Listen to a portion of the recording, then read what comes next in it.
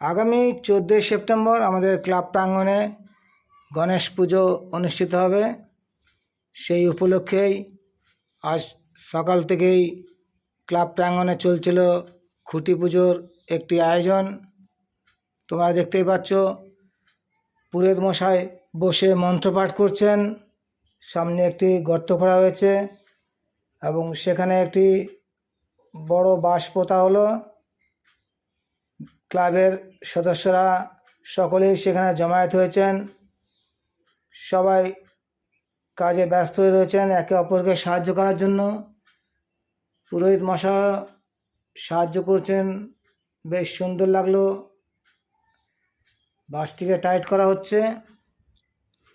পুরোহিত মশাইয়ের সামনে দেখো নানা রকম পুজোর নৈবেদ্য রয়েছে, ফুল, নারকেল, বেলপাতা ইত্যাদি। বাঁশটিকে শাবল দিয়ে টাইট করা হচ্ছে। বাঁশের মধ্যে লাল সালু ও ফুলের মালা জড়ানো হয়েছে।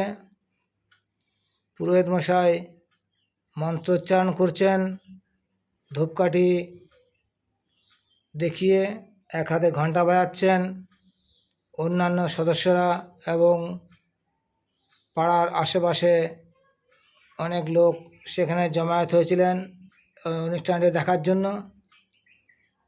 খুব সুন্দরভাবেই অনুষ্ঠান পর্বটি আমরা সমাপ্ত করেছিলাম। তাই এই সুন্দর ভিডিওটি আমি তোমাদের সামনে তুলে ধরলাম। বন্ধুরা, কার কেমন লাগলো কমেন্টে জানিও।